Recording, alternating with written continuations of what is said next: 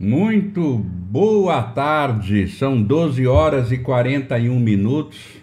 Nós vamos aguardar então a transmissão direto do governo do estado de São Paulo do novo faseamento, né? Do novo faseamento da quarentena. Nós acabamos de noticiar no Diário de Olímpia, tá aqui, olha, mostrando para vocês como ficou, nós já antecipamos para você, nós já antecipamos aqui que a maior parte do estado de São Paulo já evoluiu para a fase amarela de flexibilização. E nós ainda estamos aqui na fase laranja, né? Nós estamos na fase laranja. Pois é.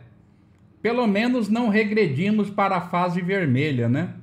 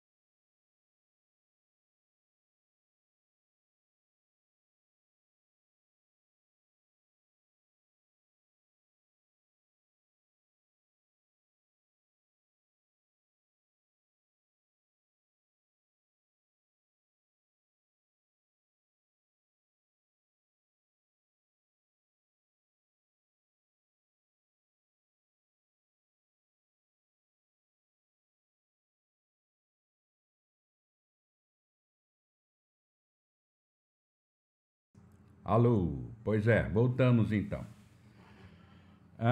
Como eu mostrei aqui na manchete do Diário, que o Diário publicou, maior parte do estado avançou para a flexibilização.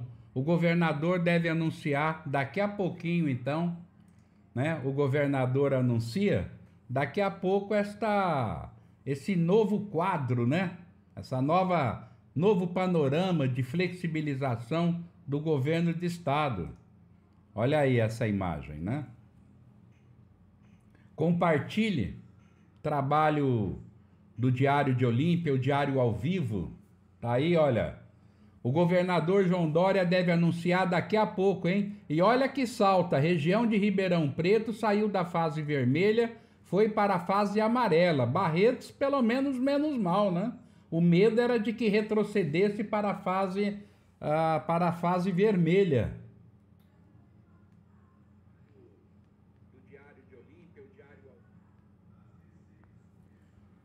Olha aí, né? A região de São José do Rio Preto, né? Os municípios que compõem também São José do Rio Preto, tá aí na fase laranja, continua. A maior parte do estado avança, Ribeirão Preto até podendo abrir os bares, hein? Fase amarela. Franca continua, se mantém na fase vermelha. E ficando a Grande São Paulo também na amarela.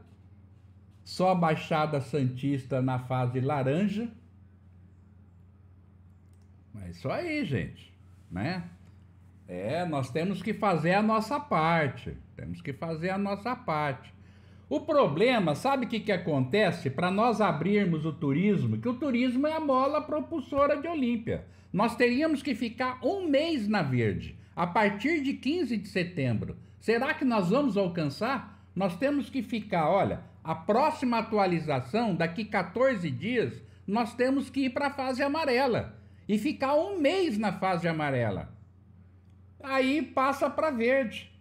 Se isso não acontecer, alguns especialistas estão receosos de que este ano os nossos parques não vão poder abrir, tá? Não é especulação, é só a constatação do que está ocorrendo. São José do Rio Preto e Barretos, Olímpia pertence a Barretos, vai continuar na fase laranja, pelo menos é o que o governador já vai anunciar agora, tá? Nós vamos então passar para o governo do estado de São Paulo, já para fazer a transmissão.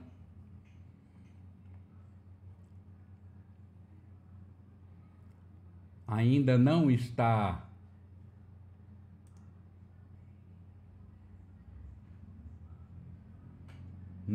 ao vivo o governo do estado. Estamos aguardando aqui. Governo do estado de São Paulo.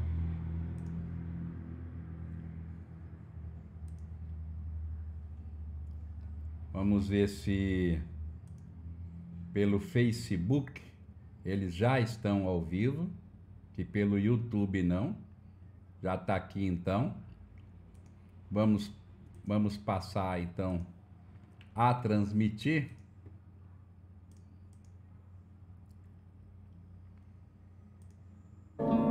Na luta contra o coronavírus, ficar em casa é um ato de amor. Vamos ver. Para a gente poder acompanhar o governo do estado de São Paulo, né? Que é onde vai anunciar aí o novo faseamento. E pelo que o diário já antecipou, vamos nos manter na fase laranja. Vamos ver então se a gente entra ao vivo do governo do estado de São Paulo.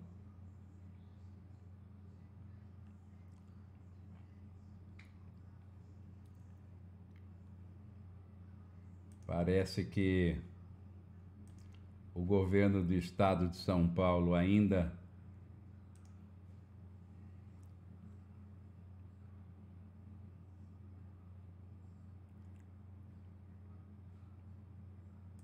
estou arrumando aqui para a gente poder transmitir então para vocês agora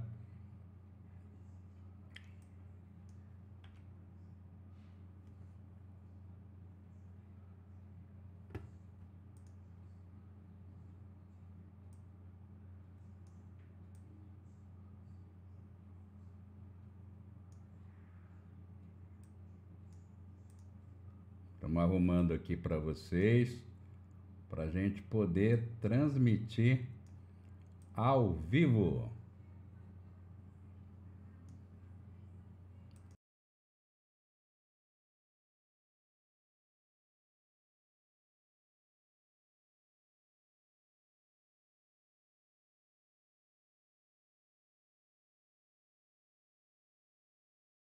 Na luta contra o coronavírus. Fiz o crédito de quase 2 bilhões de reais para a aquisição da vacina de Oxford contra o coronavírus. Nós aqui em São Paulo não fazemos e não faremos nenhuma politização da vacina. A nossa luta é para que a vacina chegue para todos os brasileiros e atenda e preserve a vida dos brasileiros. Não se trata de uma competição para ver quem chega antes. A nossa competição é pela vida, pela existência, pela saúde dos brasileiros. Somos favoráveis, portanto, a todas as vacinas. A de Oxford, a vacina chinesa, a vacina russa e toda e qualquer vacina que aprovada e comprovadamente for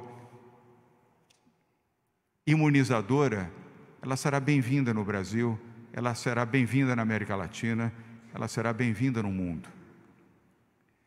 Infelizmente, não era uma gripezinha. Infelizmente, não era um resfriadozinho. Uma doença grave, uma pandemia, em que até amanhã chegaremos a 3 milhões de brasileiros que foram infectados. 100 mil brasileiros perderam suas vidas até agora. Repito, 100 mil brasileiros perderam a sua vida até agora.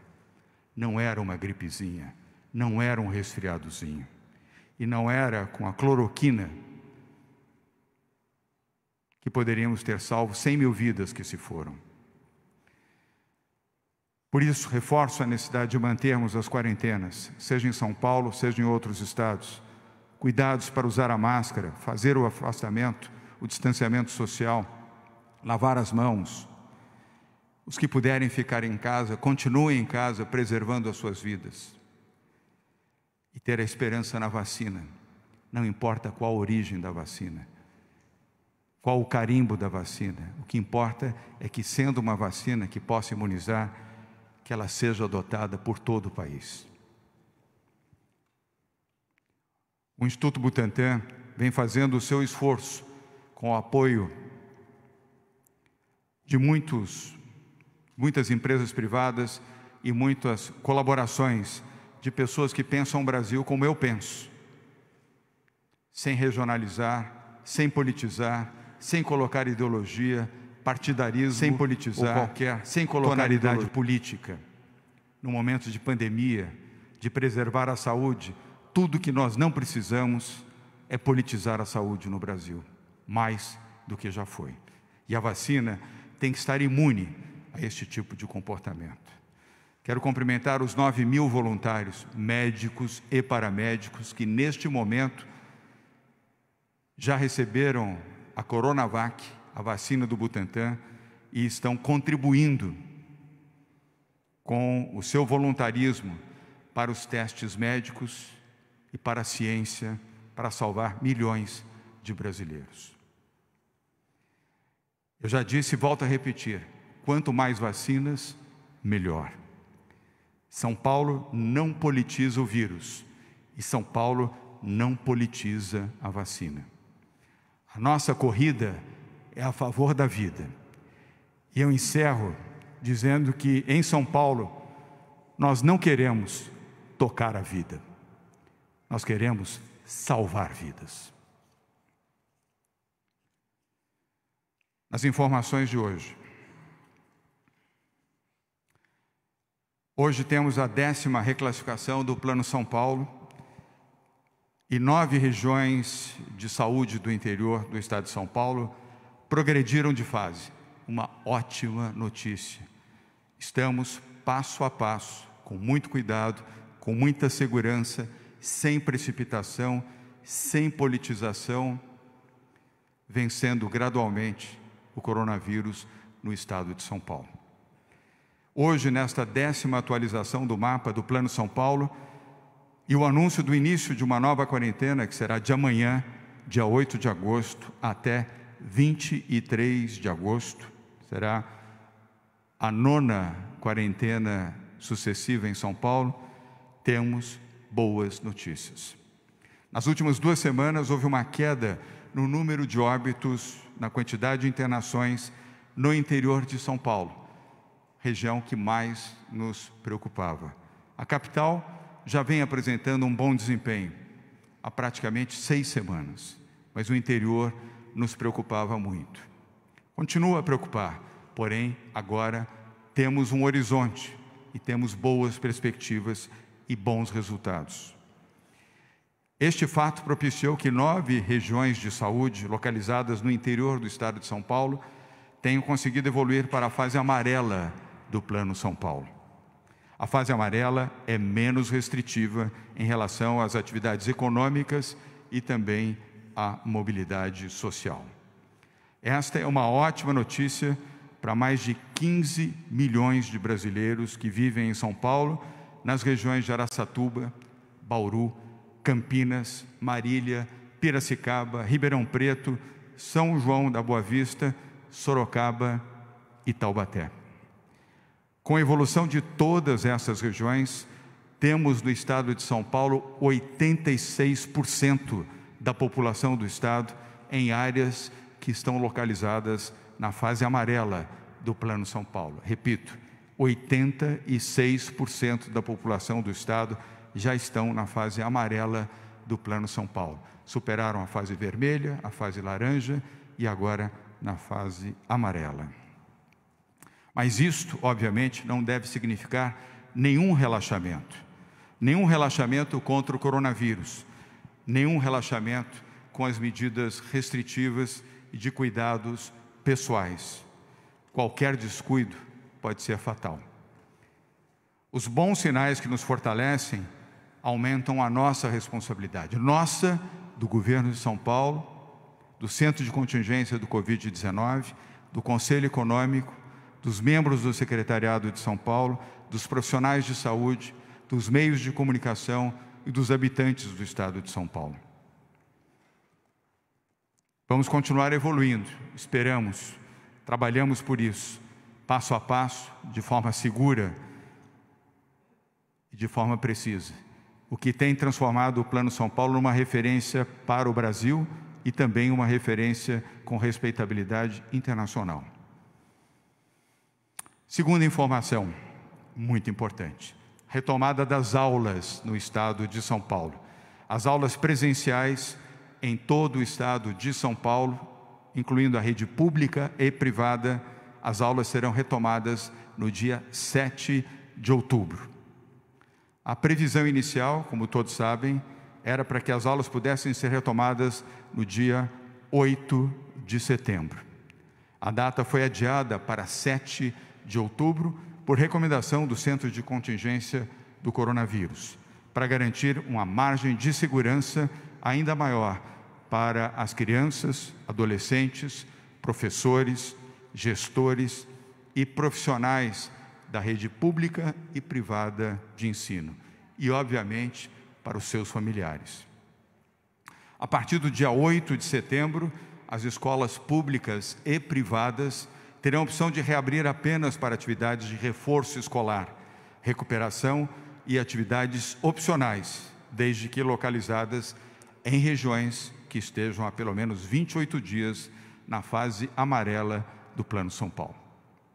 A escolha de reabertura para atividades opcionais e reforço a partir de 8 de setembro é uma decisão que cada escola deve tomar através de um processo de consulta que envolve a comunidade escolar, pais, estudantes e educadores. As escolas que optarem pela reabertura terão de respeitar o limite do número de alunos em sala de aula e rigorosamente os protocolos sanitários. Esta volta gradual e responsável das atividades escolares é fundamental, principalmente para as crianças das camadas mais desfavorecidas da sociedade. O retorno escolar é importante, não somente pelo aspecto educacional, mas também pela questão social e da segurança alimentar. Uma pesquisa Datafolha, de abrangência nacional, demonstrou que 75% dos nossos alunos da rede pública estão emocionalmente abalados, com sintomas como ansiedade, tristeza e irritação.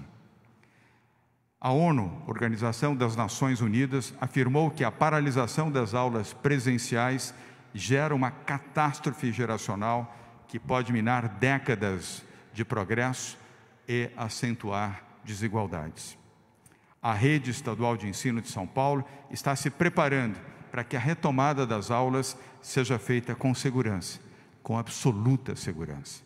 Para isso, a Secretaria de Educação, com autorização do Governo do Estado de São Paulo, adquiriu uma série de insumos destinados aos estudantes, professores e servidores.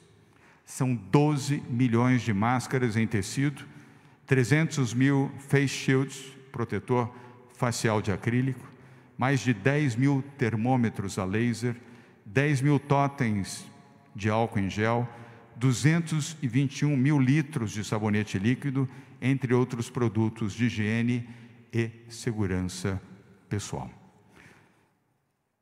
Sobre os dois temas principais que estão sendo abordados nessa coletiva de imprensa, começaremos com a Patrícia Ellen, secretária de Desenvolvimento Econômico, para a apresentação desta nova etapa do Plano São Paulo. Patrícia. Muito obrigada, governador. Bom, como o governador colocou, hoje é um dia muito importante, que traz aqui uma mudança sólida e fruto de todo o trabalho de todos aqui presentes. Esse é o mapa vigente, que já era um mapa que tinha grandes avanços, onde nós tínhamos avançado aqui na região metropolitana e já melhorado, estabilizado a pandemia, mostrando sinais de estabilidade também no interior. Na próxima página, nós temos os indicadores atualizados que reforçam a mensagem que o governador João Dória trouxe aqui. Nós temos o estado de São Paulo pela primeira vez aqui com ocupação média abaixo de 60%, mas mais importante, do lado aqui da evolução da pandemia, nós mantivemos o cenário de estabilidade e melhora apresentado nas últimas 2 semanas. O secretário Jean trará detalhes dessa estabilidade com a evolução semana a semana, através do acompanhamento das semanas epidemiológicas, pelos dados da saúde, mas pelo Plano São Paulo nós confirmamos que no estado houve uma redução de internações de 7% na última semana e uma redução de óbitos de 4%. Isso é muito importante e principalmente porque houve uma estabilização e melhora significativa também no interior. E com isso, como já foi mencionado, 9 regiões avançam, melhoram de fase. E nós vamos destacar isso na próxima página. Com isso, essa é a nova reclassificação, com 86% da população agora em regiões que estão na fase amarela. Há a destacar aqui as 9 regiões que melhoraram de fase: a região de Araçatuba, Marília, Bauru, Ribeirão Preto, São João da Boa Vista, Piracicaba, Campinas, Sorocaba e Taubaté. Então, neste momento, nós vemos que houve uma evolução muito importante e nós vamos ver novamente isso confirmado com os dados detalhados da saúde, mas, novamente, o nosso compromisso para que essa evolução continue acontecendo é fundamental. Fiquei pessoalmente tocada com a fala do governador também sobre o Dia dos Pais. Nós temos aqui um compromisso em família de aprendermos a voltar a nos encontrar, respeitando esse modelo de distanciamento, sendo exemplo para os nossos jovens, para as nossas crianças, que durante essa fase, para que essa contenção aconteça, nós precisamos mostrar que a nossa melhor demonstração de amor, de afeto, é estarmos próximos, mas seguindo os protocolos, para que todos consigam juntos, de fato, manter essa evolução, para que a gente derrube, né, esse patamar, esse platô aqui de óbitos e de internações, mantendo essa tendência de redução. Nós primeiro buscamos a estabilização. Agora que nós estamos nessa estabilização, nós precisamos buscar juntos a redução. E para que a redução aconteça, esse compromisso precisa ser mantido. Nesse retorno gradual, não pode ser de uma forma que a gente baixe a guarda, muito pelo contrário. O uso da máscara agora é ainda mais importante, o respeito aos protocolos também. Essa atualização, excepcionalmente, passa a valer a partir de amanhã, sábado, tá? E também, como o governador colocou, em homenagem ao Dia dos Pais, para que todos, respeitando os protocolos, possamos também ter essa chance, né, de estarmos com os nossos entes mais próximos, mas novamente respeitando os protocolos vigentes. E esse mapa é uma conquista de todos nós, mas também uma grande responsabilidade para todos. Muito obrigada. Obrigado, Patrícia. Vamos agora ao Marco Vignoli, secretário de Desenvolvimento Regional. Houve uma grande alteração no Plano São Paulo, nessa atualização, que favoreceu e muito a região interiorana do estado de São Paulo. Vignoli. Boa tarde, governador. Boa tarde a todos. Um aumento muito importante para o interior do estado nesse momento, né, superando esses 86% do estado na fase amarela, o maior índice de todo o Plano São Paulo, com destaques muito importantes, né? Nessa vez, o interior puxa essa redução, algo muito importante, são quedas nos 3 indicadores, né? 10% em número de casos, 7% nas internações e 4% no número de óbitos.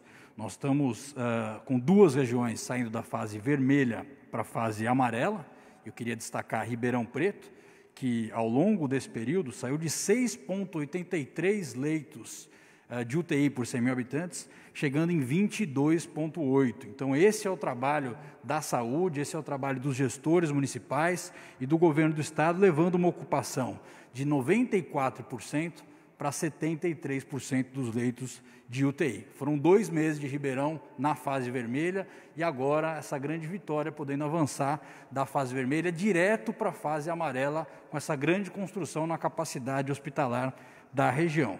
Em Piracicaba, da mesma forma, nós tivemos a fase vermelha na última atualização e agora voltando da vermelha para a fase amarela, né? 9,66 leitos de UTI por 100 mil habitantes, vindo para 15,4 leitos por 100 mil habitantes, uma ocupação que caiu da última atualização para essa, de 85% para 70%.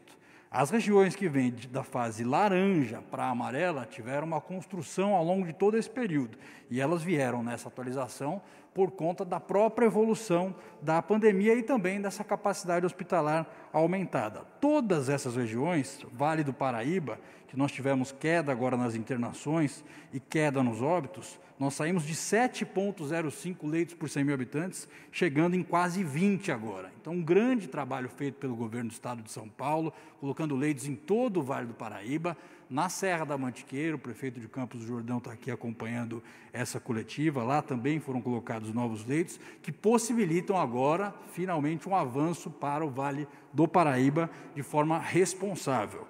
Eu não vou citar cada uma das regiões, mas passando aqui para essas que saem da fase laranja para o amarelo, cumprimentando os gestores que foram responsáveis, mantendo as regras do Plano São Paulo até agora, para que a gente pudesse atingir esses resultados. Todas essas regiões, no mínimo, dobraram o número de leitos de UTI ao longo desse processo. Campinas, Sorocaba, Araçatuba, Marília, São João da Boa Vista e Bauru. As regiões que permanecem na fase laranja, essas também tiveram um bom trabalho. Barretos teve uma evolução ao longo desse processo, ainda não chegou, pôde aumentar substancialmente o número de leitos de UTI ao longo desse período também, e mais um esforço para que a gente possa, na próxima atualização, seguir avançando e poder atingir os níveis da fase amarela. Prudente, da mesma forma. Nós tivemos a Grande São Paulo Norte também, com redução nos índices, mas a internação ainda manteve a região na fase laranja, mas, em resumo, as regiões que permanecem na fase laranja também demonstraram um avanço ao longo desse período, ainda não chegaram, mas seguem um bom rumo. Das regiões que seguem na fase vermelha, e já finalizando minha fala aqui, governador, a região de Franca mostrou também uma reação muito forte na sua capacidade hospitalar ao longo dos últimos dias. Eu tive essa semana lá com o secretário Dr. Jean Gorenstein, acompanhando a formação desses leitos, avançamos, já dobramos, saímos de 4,32 leitos por 100 mil habitantes, atingimos 9,2 e nós vamos, ao longo dessa próxima quarentena, chegar no triplo de leitos do que era antes na região de Franca. São 45 novos leitos, 35 na região e 10 na Santa Casa, que vão possibilitar a gente sair de 80 leitos hoje para 125 leitos ao final desse período. Portanto, um grande avanço também lá. O Vale do Ribeira, que foi na semana passada para a fase vermelha, já restabeleceu sua capacidade hospitalar, saiu dos 80% para 61%, já diminuiu o número de casos em 27%, de óbitos em 24%, mas ainda segue com uma internação com leve crescimento, nós vamos observar ao longo desse período, mas já demonstrou uma reação também. São boas notícias que devem ser levadas com muita cautela e responsabilidade para os gestores municipais, que a gente possa fazer essa fase amarela que foi conquistada com tanto trabalho da sociedade civil, do governo do estado e dos prefeitos, valer com responsabilidade nesse momento na implementação dessa diminuição das restrições. Obrigado, Marco Vignoli. Agora teremos 3 intervenções da saúde, são mais breves, do Jean Gorenstein, do José Osmar Medina e do João Gabardo, começando com você, Jean Gorenstein, secretário da Saúde do Estado de São Paulo. Boa tarde, governador, boa tarde, secretários, boa tarde ao nosso ilustre convidado, Dr. Sidney Klausner, meu particular amigo, e a todos aqui presentes. Esta é a 10ª atualização do Plano São Paulo. Sem dúvida alguma, é a melhor fase na estabilização da pandemia no nosso estado. Porém, estamos ainda no meio do caminho.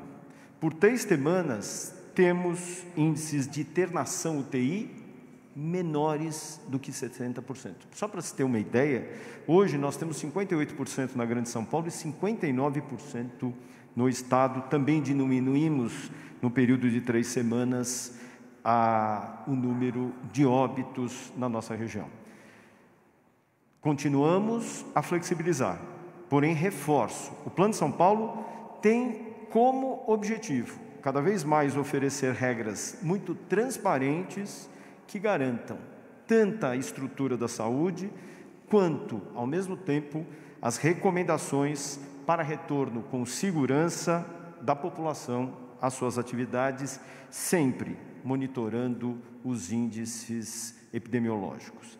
Flexibilizar não impactou de forma alguma o controle da epidemia no Estado. Um grande exemplo é o município de São Paulo, que apesar das flexibilizações num local que foi sempre o epicentro da epidemia no nosso país, conseguiu fazer uma redução de número de internações e de óbitos decorrente da atividade ali realizada, mesmo com a flexibilização em curso.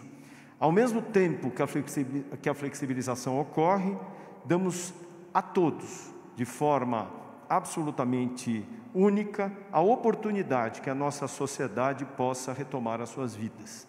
Foi assim que pactuamos. Nós dissemos: fiquem em casa enquanto acertamos a saúde, acertamos os números de leitos. E na educação também não será diferente. Temos que proteger vidas, tanto de estudantes, tanto dos educadores e daqueles que também ficam em casa, os seus pais, os seus avós, os seus tios. O retorno da educação também levará e seguirá as condições do Plano São Paulo de uma forma pactuada, regionalizada e, mais do que isso, opcional, como será revelado pelo secretário Rocieli Soares. E isso vai permitir que não haja qualquer desigualdade ou prejuízo social, emocional e principalmente para a saúde. Lembramos que estaremos, tanto o Centro de Contingência quanto a própria Secretaria, vigilantes aos índices para que possamos continuar progredindo e, caso contrário, como determina o próprio Plano São Paulo, retroagirmos para fases anteriores.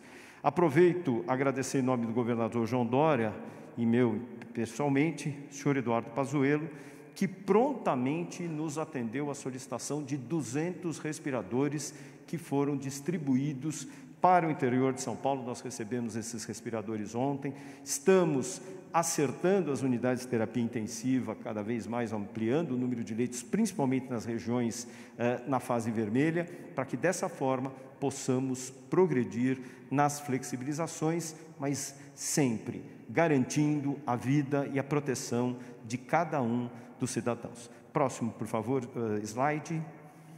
Nós temos hoje em São Paulo 608 mil casos, média de 608.379, com óbitos de 24.735. Guardem aqueles dados de ocupação de leitos de UTI, no estado 59,8%, na grande São Paulo 58,1%. Próximo. Nós temos hoje casos dia 9.709, já reduzindo aquela média móvel que nós temos nos últimos dias. Próximo. E, importante, por que a elevação de novos casos no estado de São Paulo?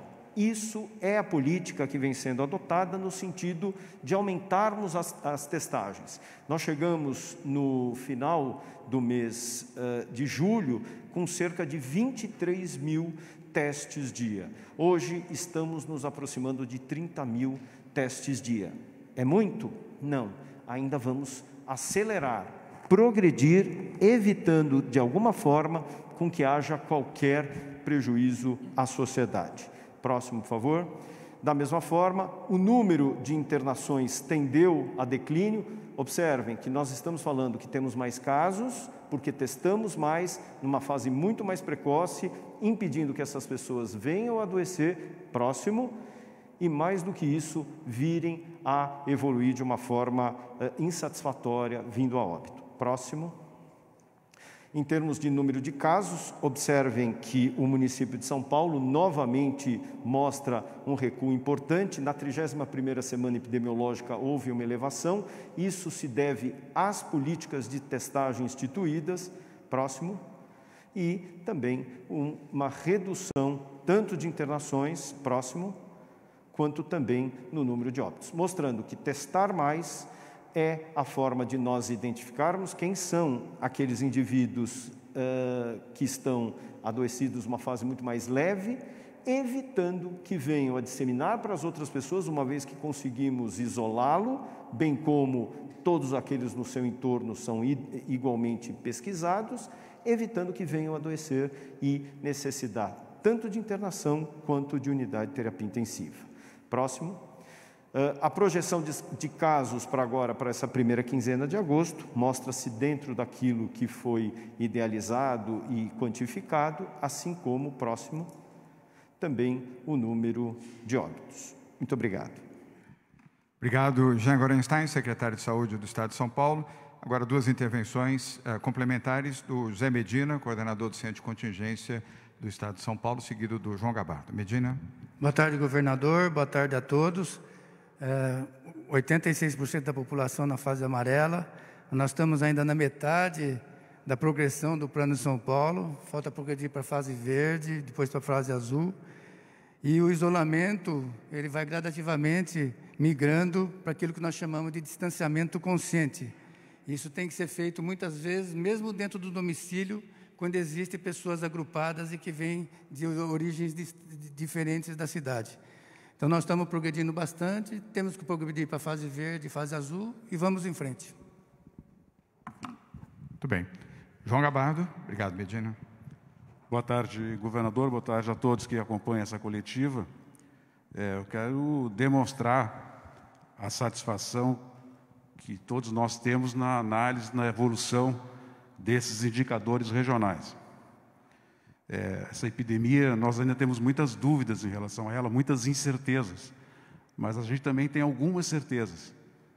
Uma delas é que determinadas atividades, para se pensar no retorno minimamente à normalidade, nós temos que estar com a epidemia sob controle. É impensável voltar a algumas atividades sem que nós tenhamos convicção, certeza do controle sobre a epidemia. E esses dados que foram mostrados, essa avaliação, não é uma avaliação subjetiva, é uma avaliação em cima de indicadores que são públicos, que são transparentes, que estão nas bases de dados do Ministério da Saúde, que estão nas bases de dados do governo do Estado de São Paulo. Então, com esse cenário que hoje foi mostrado, nós temos convicção de que podemos, com segurança, avançar no retorno de determinadas atividades que têm um impacto enorme para toda a sociedade. Obrigado. Obrigado, Gabardo. Agora vamos para a educação, com relação, evidentemente, à saúde e ao controle do coronavírus, mas, neste momento, com a palavra, Rocieli Soares, secretário da Educação. Na sequência, o Bruno Caetano. Rocieli. Obrigado, governador. Quero cumprimentar aqui, primeiramente, meu colega Bruno Caetano. Temos tido uma agenda intensa em favor da educação, assim como com a presidente da Undime, professora Márcia, um debate importante com associações de escolas particulares, como a ABEPAR, como outras instituições que são fundamentais, que têm nos apoiado, governador, nessa discussão. E eu queria destacar aqui e agradecer muito de público aqui a ajuda do Albert Einstein, em nome do Dr. Sidney, que nesses últimos meses tem nos ajudado a revisar protocolos, revisar todas as condições, visitando inclusive escolas, um trabalho muito cuidadoso, e agradeço muito ao Dr. Alexandre, a toda a equipe que tem trabalhado com a gente, o Dr. Moacir, enfim, muito obrigado. Da mesma forma, o Dr. Wanderson, que é doutor em epidemiologia e foi compôs o Ministério da Saúde na época do ministro Mandetta e também tem contribuído diretamente com esta discussão, assim como todo o centro, logicamente, centro de contingência, aqui representado pelo Dr. Medina, pelo Gabardo, e a todos eu agradeço. E agradeço também ao nosso secretário de Saúde. Dito isso, acho que uma das coisas mais importantes, pode passar, por favor? Que a gente tem dito, repetido, e a gente vai continuar repetindo. Proteger vidas, cuidar das pessoas, cuidar dos nossos estudantes, cuidar dos nossos profissionais, é sim a coisa mais importante que nós precisamos fazer nesse tempo de pandemia. E creio que esta tem que ser a regra de ouro principal, a premissa fundamental que tem que ser nos guiado e vai continuar nos guiando. Então, o plano de retorno sempre terá como centro isso. Pode passar? Portanto, o governador João Dória já anunciou, né, o adiamento da data prevista do retorno das aulas para o dia 7 de outubro, dia 5 e 6, inclusive, reservado para que a gente possa fazer planejamento, integração da equipe, treinamento, inclusive, de protocolos. Lembrando que no dia 2 de outubro, por exemplo, nós temos a previsão do anúncio do mapa atualizado, teremos outros ainda durante o mês de setembro e sempre estaremos todos os dias junto com as equipes da saúde do Estado e do município e dos municípios trabalhando para essa revisão. Lembrando, né, que apesar de já chegarmos nos 80%, ainda assim a decisão foi de fazermos o adiamento para que a gente consiga retornar com ainda mais segurança, que isso, como disse, não podemos abrir mão. Pode passar, por favor?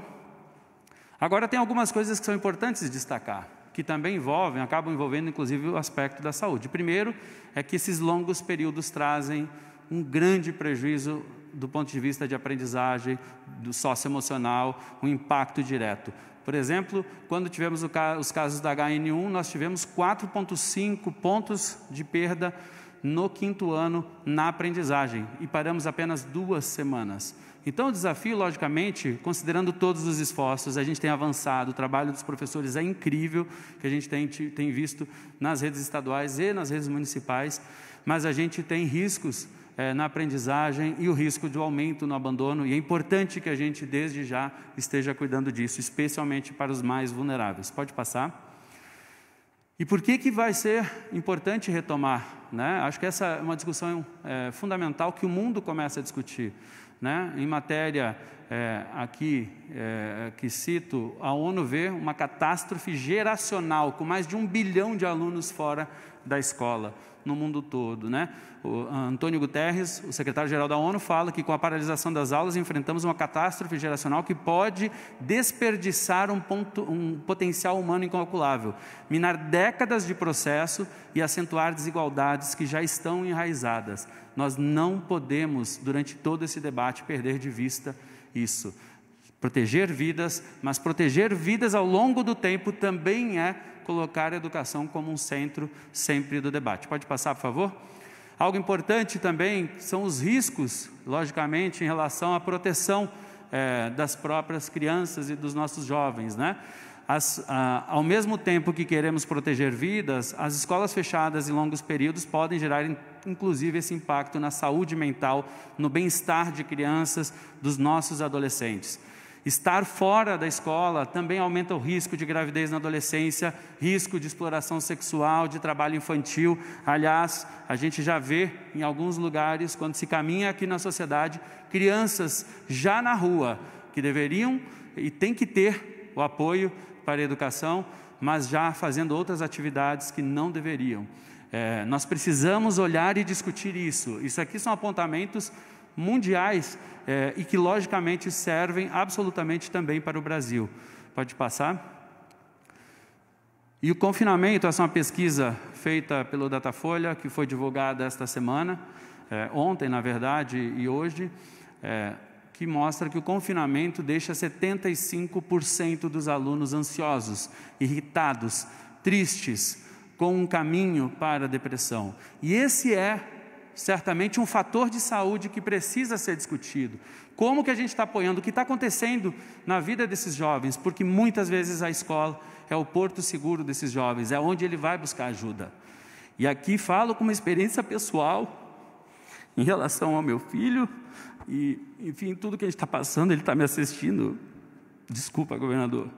Mas a gente não pode ignorar esse tipo de coisa. A gente está falando aqui de saúde dos nossos jovens, que a educação tem um papel fundamental. Eu agradeço muito aos professores e professoras que fazem isso diariamente. Heróis que muitas vezes não estão sendo reconhecidos naquilo que estão fazendo. Pode passar, por favor? A rede estadual está achando alternativas para combater essas desigualdades, ainda que 96% dos estudantes estejam participando, inclusive isso foi a pesquisa do Datafolha que apontou, existem estudantes que precisam de apoio complementar, inclusive com situações onde quando o pai volta a trabalhar, o único aparelho de celular da família muitas vezes não estará mais disponível para aquele jovem fazer, por exemplo, as tarefas ou acessar seus conteúdos. O desafio precisa ser como apoiar especialmente os jovens que mais precisam. Não dá para deixar nenhum aluno para trás, isso é um mantra que precisa ser falado e defendido a todo momento. Pode passar? Esse aqui é o caso da professora Marcela, é uma professora da rede estadual, ela é professora lá de São Carlos. Ela está há 1 mês dando aulas na calçada, diante da casa dos estudantes que mais precisam, que não têm condições de acessar as aulas online, que não tem. É a iniciativa dessa professora, é a iniciativa de heroínas, de mulheres fortes como essa daqui, que nos inspiram também a olhar para aqueles que mais precisam. Podem olhar aquela imagem de um menino, inclusive, usando o uniforme da escola, e a professora indo até eles, buscando dar esse carinho, esse conforto. O que significa para essa criança fazer isso e o que significa termos heroínas aqui como a professora Marcela, que nós temos diversas. E eu vou pedir licença, governador, rapidamente colocar um áudio agora da própria professora Marcela, explicando muito rapidamente que tipo de atividade ela tem feito. Eu sou a professora Marcela, da cidade de São Carlos, interior de São Paulo. Minha turminha é um 2º ano da Escola Estadual Professor Arquimedes Aristeu Mendes de Carvalho, no bairro do Maristela Fagá. Tomei a iniciativa de estar atendendo os alunos que não têm acesso às aulas online. Eu levo o material para eles na casa deles. E aí, já que eu levo, eu já passo a explicação, sento com eles e a gente tem uma aula na calçada. Está sendo bem desafiador por conta de todo o processo que estamos passando com essa pandemia, mas está sendo gratificante. É muito bom estar passando esse momento com eles. Eu faço essas aulas toda segunda-feira, eu levo conteúdo para eles, passo essa explicação e durante a semana eles realizam as atividades. E dessa forma, eles passam a acompanhar o mesmo conteúdo que eu passo para os outros alunos que têm acesso. Obrigado e agradecer muito à professora Marcela por compartilhar uma história tão inspiradora. E nós temos milhares de outras heroínas como ela nas redes estaduais, nas redes municipais, e aqui fazer, junto com o Bruno Caetano, uma saudação especial a essas pessoas que são grandes heroínas e heróis da educação brasileira. E olhando para essa experiência, governador, não dá para fechar a porta da possibilidade de ajudarmos quem mais precisa. Ainda que adiemos, especialmente para termos mais segurança, experiências como essa, apoios como esse, podem ter sim, a partir do olhar da comunidade, a partir daquilo que é necessidade, que a própria escola enxerga, que a gente faça um reforço, a recuperação, que possamos ter com toda a segurança escolhido pela comunidade escolar atividades presenciais.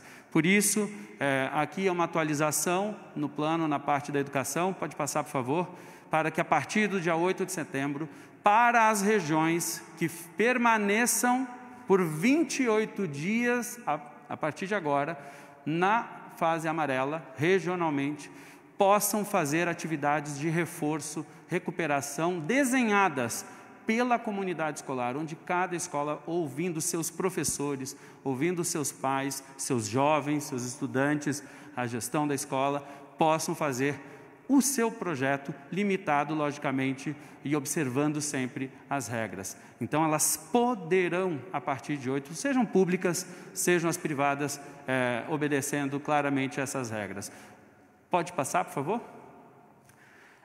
Portanto, as escolas permanecendo, as regiões permanecendo de 28 dias consecutivos na fase amarela, poderão realizar atividades presenciais, com processo de escuta, com a participação de estudantes e cada escola optando pela reabertura regionalizada ou não, desde que continuemos atendendo de outras formas que as escolas estão a todo tempo, assim como a professora Marcela, buscando soluções. Pode passar? Isso é fundamental. Esta etapa tem limites também. Poderão fazer essas atividades presenciais até 35% na educação infantil e até 35% no ensino fundamental, desejando. Poderá ser menos? Pode, a escola, nunca mais. A escola fará a programação junto com a sua comunidade, se vai ser somente um aluno por vez, como a professora Marcela, ou se serão 5 alunos, cada comunidade que tem buscado achar essas soluções poderá trabalhar. E, logicamente, aqui a educação infantil e ensino dos anos iniciais tem uma atenção maior ainda, porque são menos autônomos e precisam cada vez mais da presença dos nossos professores. Também é importante os anos finais, ensino médio, onde o apoio aos nossos jovens é muito difícil o que estão passando também, que não precisa ser para uma aula de reforço, pode ser para uma roda de conversa, um acolhimento, entender o que o jovem está passando, como que nós, como sociedade, podemos também apoiar esses jovens. Observado todas as condições, nós precisamos também dar esse apoio emocional para os estudantes, assim como precisamos também apoiar os nossos professores, que têm, sim, uma carga muito pesada. Pode passar?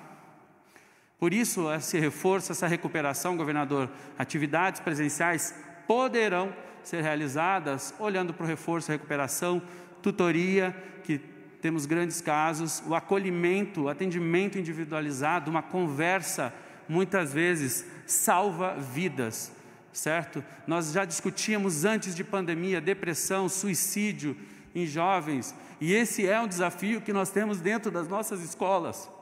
Não dá para a gente fechar o olho, temos que sim olhar para isso cada vez mais. Plantão de dúvidas, atividades esportivas, observando o protocolo, o distanciamento, mas os nossos jovens precisam ter esse espaço, se for desejo lá daquela comunidade escolar. Pode passar, por favor? Lembrando que isso serve para a escola pública, serve para a escola privada. Importante também, governador, lembrar que a gente está trabalhando muito, tanto nós quanto a Prefeitura de São Paulo e as prefeituras dos municípios de São Paulo, trabalhando muito para que o reforço, recuperação e atividades presenciais sejam cada vez mais focadas nas habilidades essenciais.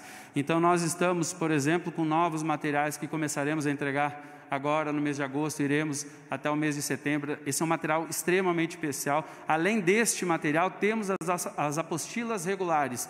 Este material é desenhado cuidadosamente, especificamente para a recuperação, para o suporte aos nossos estudantes. Materiais adicionais de língua portuguesa e matemática, especialmente, assim como os materiais regulares, já estão sendo entregues, continuamos entregando durante toda a pandemia, mas esse é um material ainda mais especial, já pensando em todo o processo de recuperação até o final de 2021 e, quiçá, até 2022. Pode passar? E até a volta das atividades presenciais da rede estadual, nós teremos formações de planejamento para o retorno opcional. Nós vamos dar todas as ferramentas, orientações, a Secretaria vai regulamentar isso, vai auxiliar as escolas que terão lá junto com seus professores, especialmente, e pais, a possibilidade de fazer o planejamento e tomar essa decisão conjunta. Teremos, governador, algo muito importante, e aqui um recado aos nossos professores. Nós estamos organizando o calendário, nós teremos uma semana para desplugar, do dia 24 ao dia 28 de agosto, a rede estadual não terá aulas, nem para professores e nem para atividade para professores.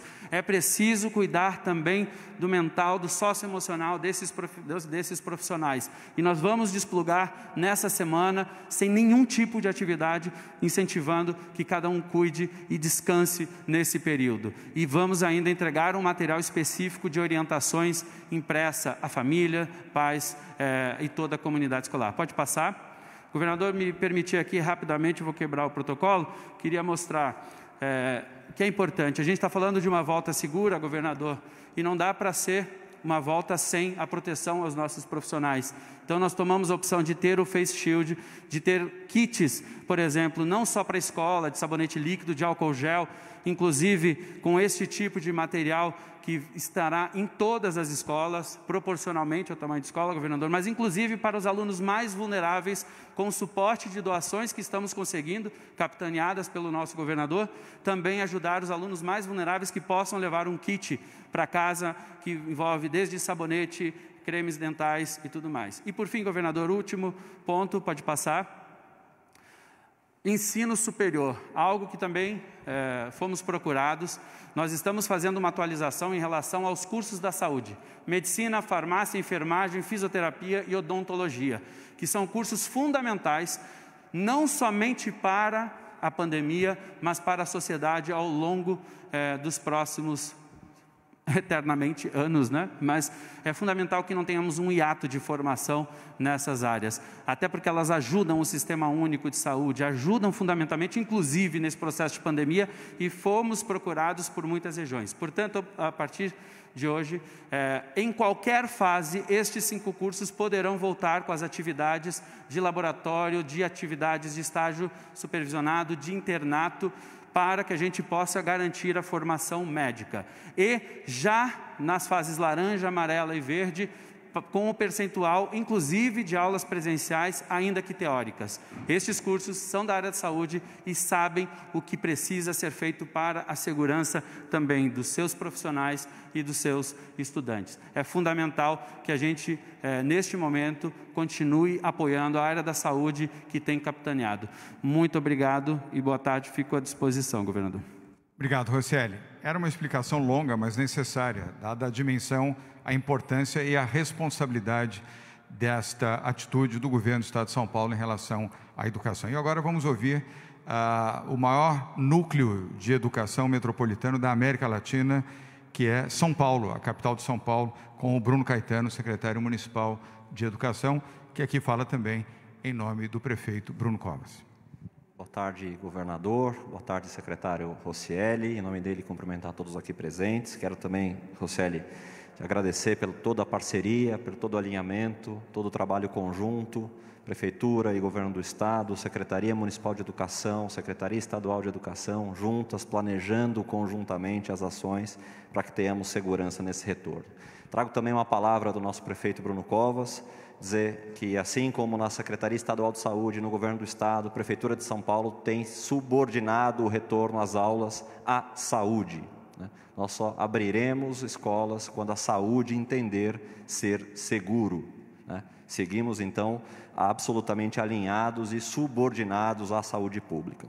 Quero dizer também, governador, que esse é um momento de planejamento, esse é um momento de preparação. E queria destacar aqui alguns aspectos, algumas iniciativas do prefeito Bruno Covas. Primeira questão importante, quando pudermos voltar às aulas presenciais, relevante que não tenhamos problemas de vagas nas escolas públicas municipais.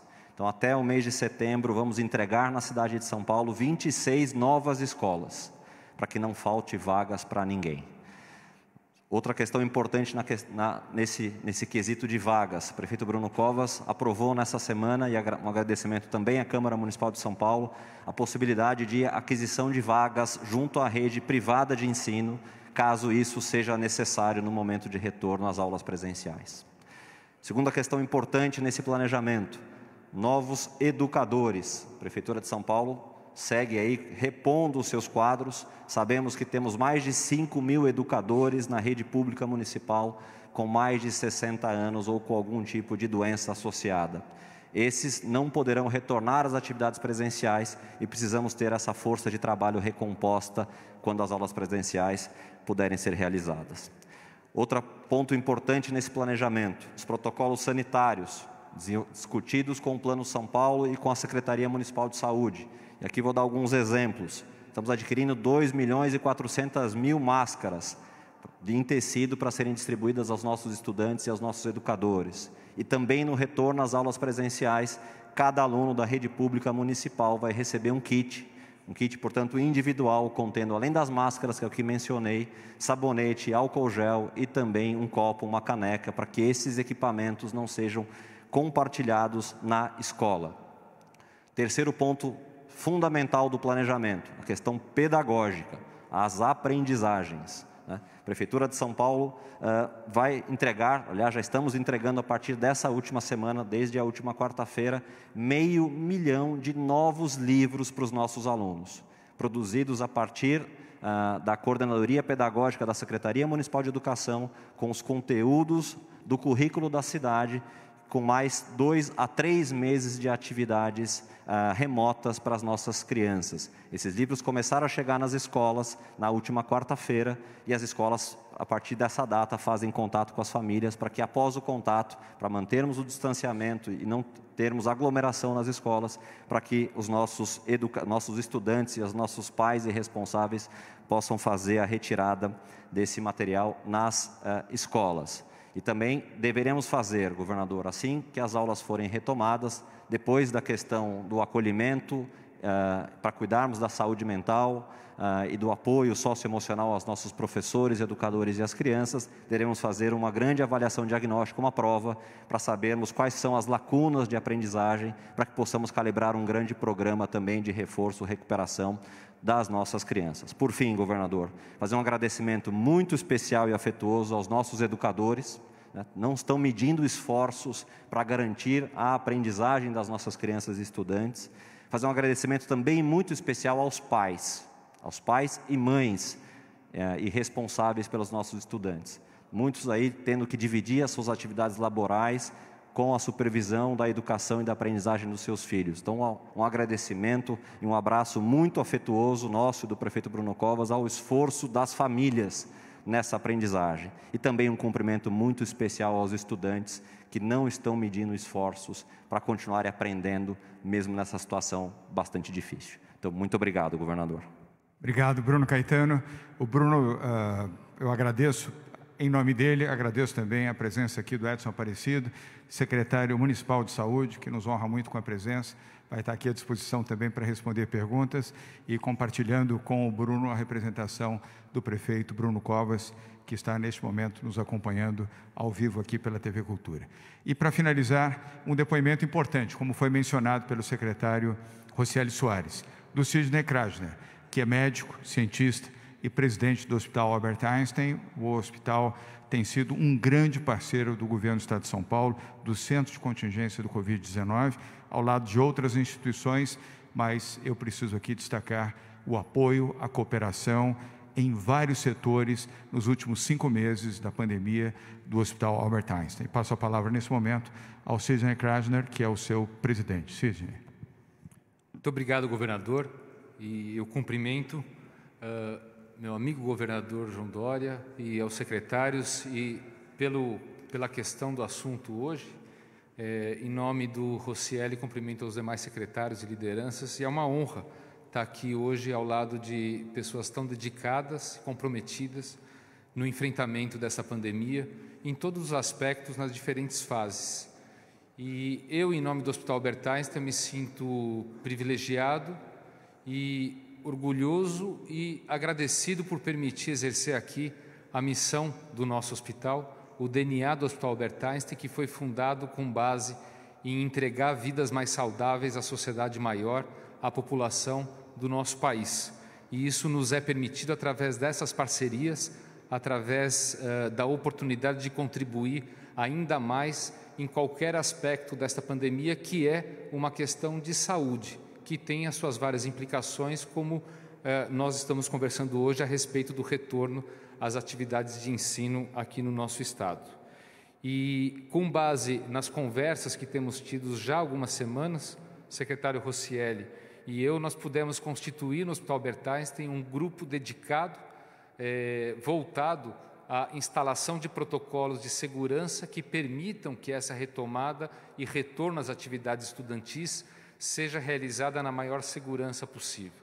Este grupo, alguns lideranças desse grupo estão aqui, os doutores Alexandre Holthausen, Moacir Silva Júnior, nosso diretor de ensino Felipe Spinelli, e que com um grupo de especialistas, muito pelas experiências que nós temos também com nossos ambientes de ensino, seja ele faculdade de enfermagem, faculdade de medicina, nosso ensino médio, e as experiências com as creches dos nossos colaboradores e com as escolas modificadas que têm ficado com os filhos dos nossos colaboradores durante o período de trabalho, para que eles tenham um momento de trabalho um pouco mais tranquilo, sabendo que seus filhos estão em ambiente seguro e bem cuidados. Essa foi a iniciativa do Hospital Albert Einstein.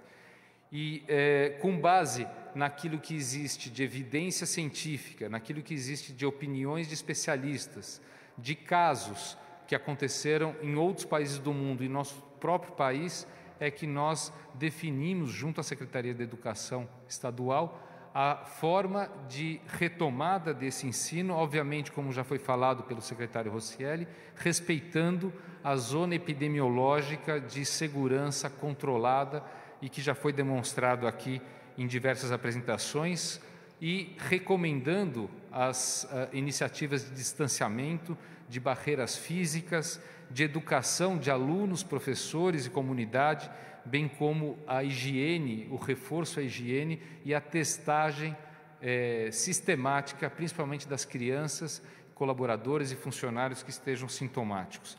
Esse é o papel da nossa organização. A gente entende que os benefícios desta retomada são muito maiores do que os riscos, desde que sejam feitos de forma segura. E esses esforços coordenados entre o poder público, entidades que se propõem a contribuir como a nossa, as escolas e a própria comunidade, serão essenciais para que seja possível manter o combate responsável a essa pandemia, ao mesmo tempo em que as crianças, adolescentes sejam reintroduzidos à vida escolar. Muito obrigado, governador.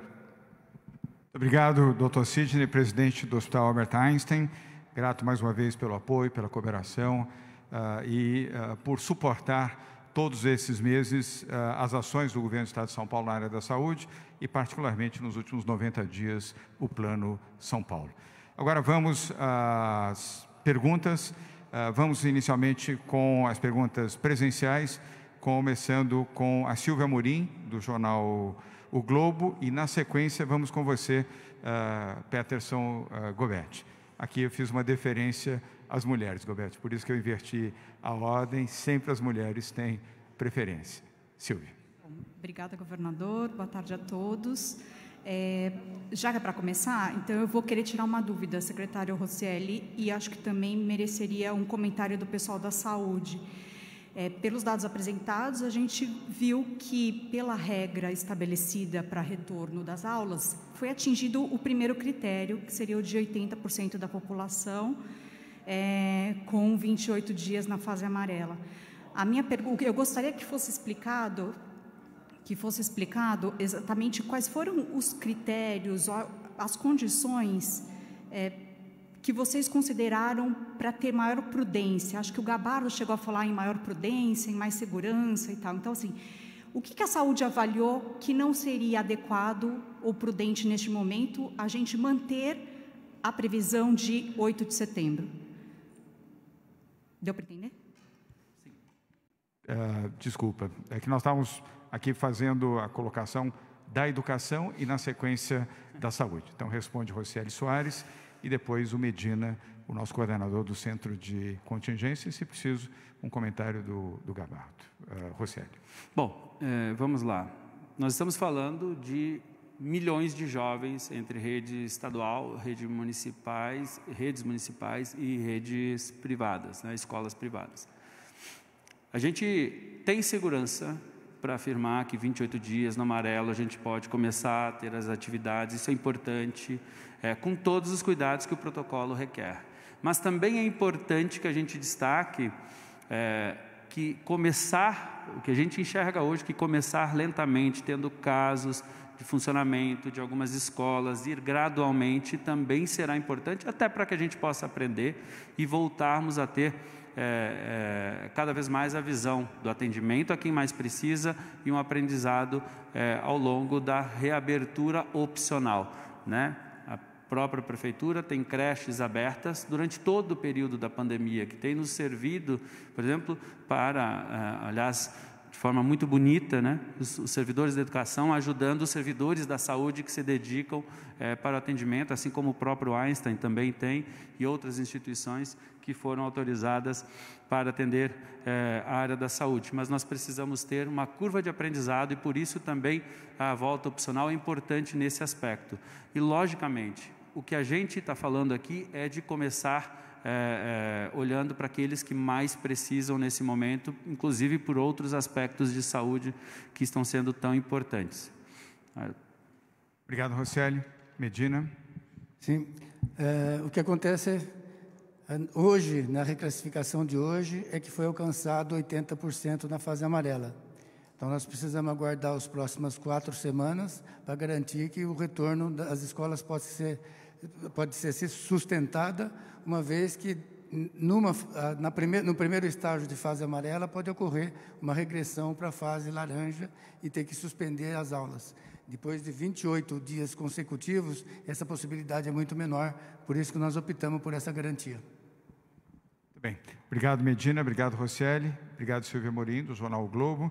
Agora sim, Peterson Gobetti, desculpe ter feito a inversão, foi por uma boa causa. O Peterson Gobetti é da VTV, que é uma emissora afiliada do SBT para a região da Baixada Santista e também do Vale do Paraíba, da região metropolitana de Campinas. Gobetti. Obrigado, governador. Boa tarde a todos. Governador, gostaria, se possível, que o senhor comentasse as declarações feitas ontem pelo presidente Bolsonaro, não só na frase tocar a vida, que o senhor já mencionou no início da coletiva, mas ele voltou a atacar alguns governadores que, segundo ele, estariam colocando em dúvida números relacionados às mortes por Covid-19. Segundo ele já fez essa declaração no passado e ele voltou a citar que alguns governadores, inclusive o senhor, pedem que mortes suspeitas sejam enquadradas automaticamente como mortes por Covid-19. E também, se possível, que o senhor comentasse, analisasse algumas condutas como a do desembargador do Tribunal de Justiça de São Paulo, amplamente divulgado por toda a imprensa, voltou a ser flagrado lá nas praias de Santos, caminhando sem máscara, novamente ofendendo os guardas municipais e contrariando não só um decreto que é municipal, mas sim estadual, que é justamente o do uso das máscaras. Obrigado. Obrigado, Gobetti. Começo pela segunda, em relação ao desembargador, que mais uma vez ele é reincidente no mesmo tema pela terceira vez, sem contar os outros flagrantes de autoritarismo e de excessos que cometeu ao longo da sua carreira como desembargador. É um péssimo exemplo. E eu tenho certeza que os desembargadores do Tribunal de Justiça do Estado de São Paulo, que são homens corretos, estão envergonhados com a atitude desse desembargador que vive na cidade de Santos e com esse tipo de comportamento autoritário da chamada carteirada. Um péssimo exemplo para a justiça brasileira. E também um péssimo exemplo do presidente Jair Bolsonaro. São Paulo não manuseia números, e eu tenho a convicção também de que os outros estados brasileiros não fazem, através das suas secretarias da saúde, nenhum tipo de manuseio dos números.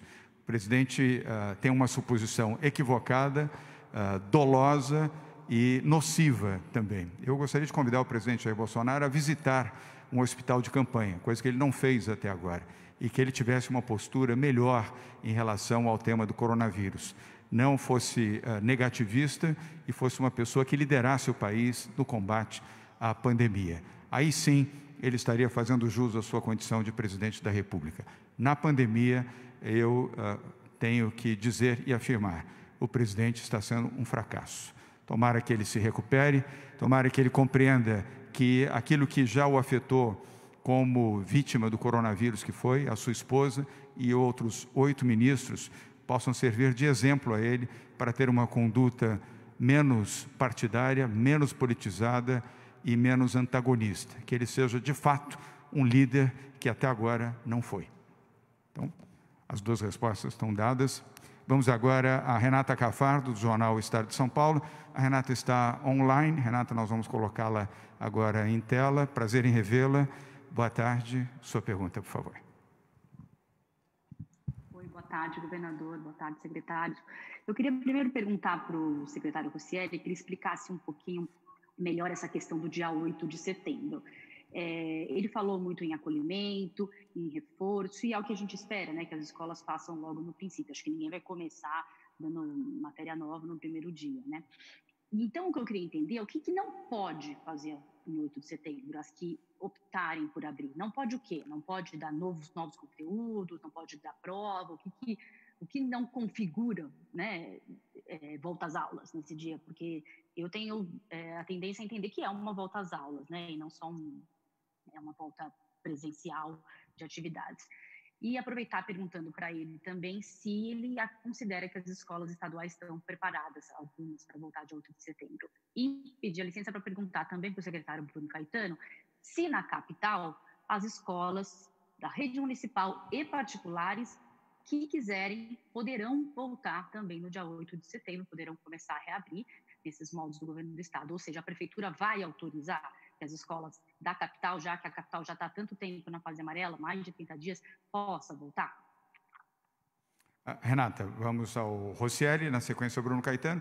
Apenas uma pequena correção, que você, sem querer, falou em 8 de setembro, é 8 de outubro a data.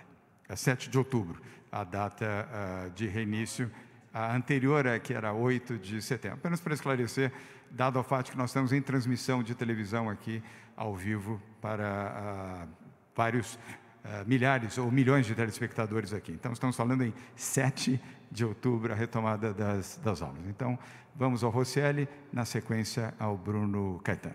Bom, Renata, boa tarde. Em relação ao retorno opcional para o mês de setembro, vamos lá. O que pode e o que não pode? A ideia, primeiro, é que a gente priorize o atendimento aos estudantes que mais precisam. A desigualdade social, aliás, já fui perguntado, inclusive, aqui em outras coletivas, tem aluno que não tem equipamento, tem aluno que tem outras dificuldades, ou tem aluno que tem os equipamentos, mas não se adapta, por exemplo, facilmente a uma metodologia como esta. Então, a gente vê casos como o da professora Marcela e outros centenas, milhares de casos de professores buscando encontrar a solução. O que a gente está dizendo é: as aulas continuam remotas, as aulas continuam, no caso do Estado, pelo centro de mídias, a aula regular continuará com essas atividades. Mas quando a escola entender que determinadas atividades são importantes, seja pela saúde mental, seja pela motivação dos alunos, é importante falar sobre isso nesse momento. Uma coisa é o começo, agora a gente precisa manter, né? Não é uma corrida curta, é uma corrida longa, então como que a gente mantém? E logicamente, então, as atividades são voltadas para o reforço. Aquele aluno que não consegue, por exemplo, acompanhar, por falta do equipamento, pela desigualdade social, por não se adaptar, muitas vezes apenas uma roda de conversa de acolhimento, por exemplo, que neste momento é fundamental, seja para nossos professores, seja para os estudantes, e estes planos serão elaborados pela comunidade escolar. Então, basicamente, as aulas continuam pelo centro de mídias, no caso do Estado, pelas atividades que as escolas estão fazendo, mas eles poderão agregar outras soluções utilizando os espaços para atividades presenciais. Não é aula curricular nessa atividade a partir do 8 de setembro, mas são atividades para apoiar a atividade curricular. Se aquele aluno não está conseguindo acompanhar o conteúdo, ele poderá ter oportunidade se a escola e o professor e a própria família entenderem que é uma boa forma com segurança. Você perguntou se as escolas estarão preparadas. Eu mostrei aqui por exemplo, coisas que já estão compradas, estão sendo entregues, outras estamos na fase final, nós estaremos sim preparados. Lembrando que o próprio plano estabelece um comitê em cada escola, a escuta da comunidade escolar, para dizer, nós não temos condições de receber 50 alunos, porque não tem a pessoa para limpar de proporção, ou porque está faltando alguma coisa, não abrirá. Isso serve para a privada, serve para a estadual. Tem que estar preparado, mesmo na opcional ou lá na obrigatória. E, logicamente, nós, na rede estadual, estaremos sim preparados, temos ouvido muito e vamos continuar fazendo sempre proporcionalmente. A prioridade é a vida e seguir os protocolos estabelecidos. Obrigado, Roscielli. Bruno Caetano. Oi, Renata. Então, nesse momento a gente segue orientado pelo Plano São Paulo. Da mesma forma que aconteceu nos outros setores, o governo do estado, o Plano São Paulo, estabelece as regras gerais e, a partir desse momento, os municípios estabelecem as suas regras específicas. Então, no caso da cidade de São Paulo, o secretário Edson também está aqui presente, pode complementar a resposta. Nas próximas semanas, nos próximos dias, a Vigilância Sanitária vai fazer uma análise dos dados da cidade de São Paulo e vai anunciar a possibilidade ou não desse retorno, né? Quero dizer que também que a cidade de São Paulo, nesse momento, se prepara realizando um grande inquérito sorológico com as crianças. Então, estão sendo testados aí em 4 ondas, 6.000 crianças, alunas da rede pública municipal, para que a gente possa ter muita segurança nos dados para termos aí a melhor decisão possível. Então, a regra geral está estabelecida, a partir das próximas semanas, a Prefeitura de São Paulo avalia as regras específicas da cidade de São Paulo. Muito obrigado, Bruno Caetano. Renata Cafardo, muito obrigado pela sua participação, continue aqui conosco. Vamos agora a mais uma pergunta presencial, do UOL, com o jornalista Felipe Pereira. Na sequência, teremos a Carla Mota, da Rádio Capital. Felipe. Bom dia a todos. Eu queria esclarecer uma coisa, secretário Roscielli, por favor. A cidade tem autorização para voltar essa atividade de reforço em setembro, no dia 8. Mas caberá ao município determinar também para a rede estadual, municipal e privada? Tipo, é o município que vai. E eu queria fazer outra questão para o senhor também, que eu creio que foi no dia 23 de março que as aulas foram interrompidas. Quanto tempo vai para conseguir recuperar esse gap que ficou de aprendizado para os alunos? Obrigado, Felipe. Desculpa, governador, posso? Desculpa. Obrigado, Felipe. 2 perguntas importantes. Em relação ao gap, Felipe, nós vamos levar um longo período para fazer a recuperação. Cada momento conta, cada minuto, cada hora, seja com a educação à distância, mediada por tecnologia, com cada um dos formatos que cada um está trabalhando, vai ter que ser um esforço de sociedade e nós vamos levar bastante tempo. Eu tenho falado que esta recuperação tem que começar assim que possível, com segurança, com a saúde e, logicamente, avançar provavelmente até final de 2021, início de 2022, com certeza continuaremos trabalhando. Sobre a liberação, é a mesma regra do Plano São Paulo. Logicamente, nós estamos falando aqui no âmbito do governo do estado e cada município ainda, logicamente, poderá ser mais restritivo se assim desejar, de acordo com aquilo que a saúde vai determinando. Então, é a mesma regra para outras situações que a educação também segue. Uma exceção, que não é para a educação, mas é para todas, que nem o Estado pode proibir ou não escolas municipais e nem os municípios podem proibir ou não escolas estaduais. Sempre valerá para a sua própria rede e para a privada. Por que disso? Tanto que o nosso decreto fala de recomendação aos municípios e trabalhamos diretamente com isso. A decisão do STF fala que não pode-se ter uma intervenção em atividades diretas, administradas diretamente por outro ente federado.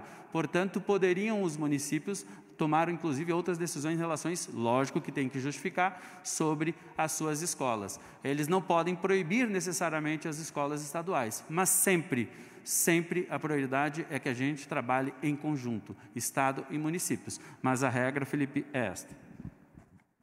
Obrigado, Roscielli. Felipe, muito obrigado pela pergunta. Vamos agora a uma nova pergunta online, é da jornalista... Não, desculpe, eu tinha anunciado... Pode vir, Carla. Obrigado. Eu tinha chamado você e, na sequência, Vitória Bel, da CBN. Então, Rádio Capital, com você, Carla Mota. Boa tarde. Sua pergunta, por favor. Boa tarde a todos. São dois rápidos questionamentos aí na área da saúde, secretário, porque eu tenho conversado com muitos professores da rede estadual e eles ainda falam que a participação dos alunos nessas aulas online ainda é muito baixa. Tem professor, por exemplo, que abre a aula com 6, 7, 8 alunos. Eu queria saber o que a secretaria pode fazer para estimular a participação desses alunos aí, levando em consideração que agora nós vamos ter aí mais 2 meses de aula online e que também houve uma migração muito grande dos alunos da rede particular para a rede pública. Eu aproveito também para perguntar, e foram pais de alunos do 9º ano que me pediram para perguntar como é que fica aí o ingresso nas ETECs agora em 2021, se ainda vai ser feito através da análise do histórico escolar. Muito obrigada. Carla, obrigado pelas perguntas. A primeira vai ser respondida pelo secretário da Educação, Rocieli Soares, e a segunda, já que ETECs e FATECs, o Centro Paula Souza está sob responsabilidade da Patrícia Ellen, ela responderá a segunda pergunta. Rocieli? Bom, obrigado, Carla, pelas perguntas. Primeiro, nós hoje temos, segundo o Datafolha, 94% dos alunos em atividade educacional. Isso não quer dizer que ele acompanhe todas as aulas, entregue todas as atividades, mas eles estão ativos e participando. Nós temos, sim, alguns aspectos que falei, inclusive, aqui na apresentação. Desmotivação, por exemplo, isso é importante, inclusive pelo comportamento socioemocional que precisa ser discutido, por isso anunciamos aqui uma pausa, tanto para o professor quanto para o estudante, falamos aqui do cuidado, do acolhimento, do socioemocional que precisa ser feito. Isso impacta diretamente na resiliência, na participação, no autocontrole, na autogestão, que são competências socioemocionais, para poder continuar tendo a participação em sistemas educacionais. Só que tem uma coisa, nós trabalhamos como multiplataforma, isso é muito importante. Nós temos as aulas do Centro de Mídias, mas nós temos aquele grupo de alunos grande que assiste hoje via redes sociais, porque eles estão acostumados, adaptados a isso. Temos aqueles que entram nas nossas próprias plataformas, temos aquelas atividades que os professores estão fazendo, assim como a gente viu a professora Marcela.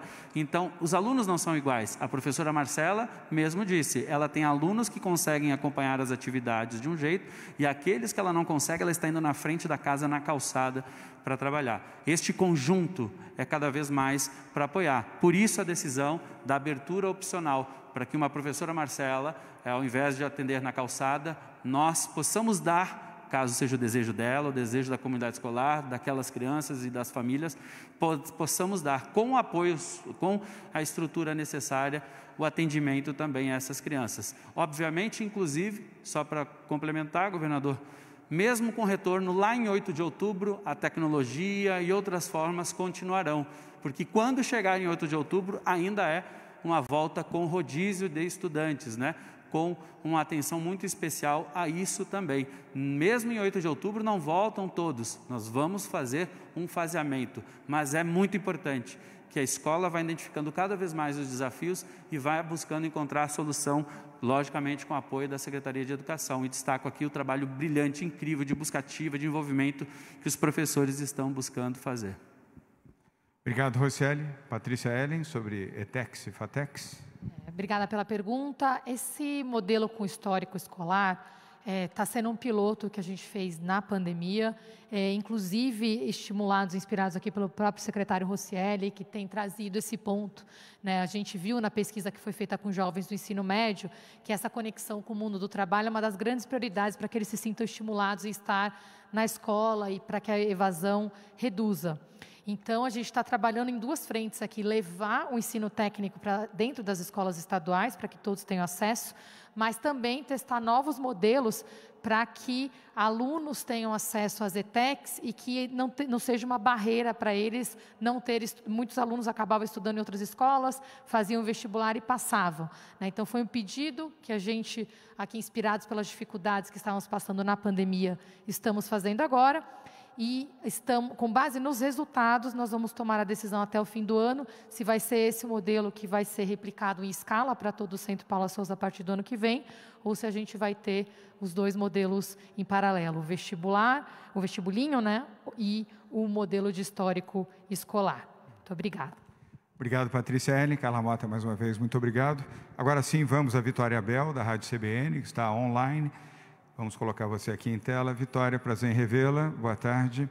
Sua pergunta, por favor. Ligar o seu microfone, Vitória.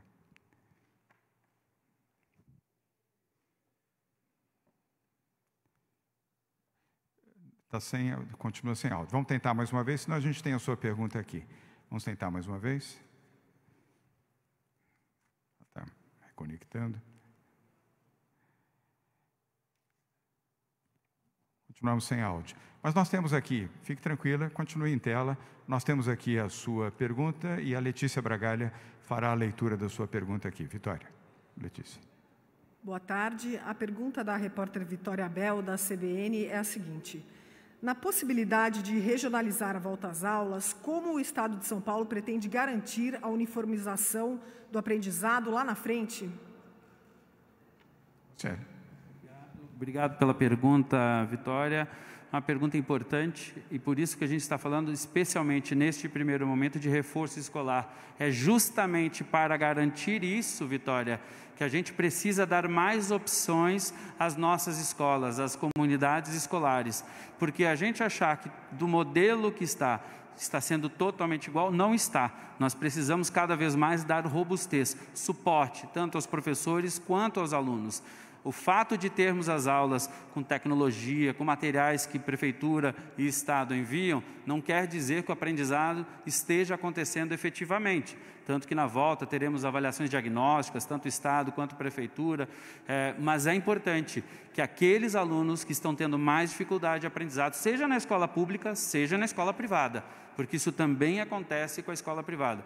É importante, inclusive, para que a gente busque não a uniformização, mas que os alunos tenham adquiridas as competências e as habilidades previstas no currículo, ainda que ele preparado e pensado para este ano. Este período opcional é justamente uma opção a mais para que a gente possa avançar. A volta regionalizada não vai aumentar a diferença. O objetivo dela é justamente que a gente diminua a desigualdade social e a desigualdade de aprendizado cada vez mais. Esse momento de recuperação, quando voltarmos às aulas presenciais, isso continuará. Aquele aluno que tiver um déficit de aprendizagem vai continuar tendo atividades em mais tempo integral, em mais tempo com a escola, mais tempo com o professor, porque é justamente para combater essa desigualdade que nós temos que ter ações como essa. Obrigado, secretário Rosselli. Obrigado, Vitória Bel, da Rádio CBN. Nós vamos agora a uma nova pergunta online, dessa feita da jornalista Thaís Leite. Vamos colocar a Thaís em tela. Jornal O Vale, do Vale do Paraíba, São José dos Campos. Thaís, você já está online. Sua pergunta, por favor. Boa tarde, governador. Boa tarde a todos. Minha pergunta é sobre a classificação, né? A RM Vale é uma região com diferencialidades, enquanto em São José dos Campos, por exemplo, a prefeitura defende uma maior flexibilização. Em Guaratinguetá e em outras cidades aqui da região, medidas de maior isolamento foram decretadas pelos prefeitos. Por conta própria, Bananal e Queluz, por exemplo, foram para a fase vermelha. Diante disso, tratando-se de uma região, a RM Vale está pronta para a fase amarela, a região está no platô, já ultrapassou o platô. Qual que é a situação? Por favor, governador. Obrigada. Obrigado, Thaís. Eu vou pedir ao Marco Vignoli, secretário de Desenvolvimento Regional, Thaís, que comece a responder e, na sequência, o Jean Gorenstein, secretário da Saúde. Boa tarde, Thaís. Bom, primeiro dizer que o Plano São Paulo faz a sua análise em índices muito objetivos da evolução da pandemia e da capacidade hospitalar, e nesse momento esses índices levaram a região do Vale do Paraíba à fase amarela. Nós temos 4 sub-regiões no Vale do Paraíba, né? O chamado Alto Paraíba, região de São José dos Campos, o Vale da Fé, Taubaté e o Litoral Norte, evidentemente, cada um com suas características frente à pandemia. Mas também o Plano São Paulo prevê a autonomia dos municípios para tomarem medidas mais restritivas. Queluz, por exemplo, teve um número alto de casos essa semana, 40 casos, e Bananal 37, então eles estão corretos em adotar medidas mais restritivas e assim devem fazer os municípios que identificarem uma evolução mais aguda dentro do seu território. Mas os números da região que levaram à fase amarela nesse momento são positivos. caímos de 69% de ocupação na semana passada para 64%, 15,6 leitos de UTI por 100 mil habitantes para 19,1 agora, queda de 4% nas internações e queda bem aguda de 25% no número de óbitos. Essa lógica é dada pelo próprio sistema de saúde, fluxo contra fluxo e uma capacidade hospitalar posta na região que possa garantir a segurança de todos os municípios. Mas Queluz e Bananal estão de parabéns por agirem com responsabilidade e assim nós motivamos e esperamos que todos façam. Obrigado, Vignoli. Jean Garenstein, para complementar a resposta à pergunta da jornalista Thaís Leite. Thaís, muito obrigado pela pergunta.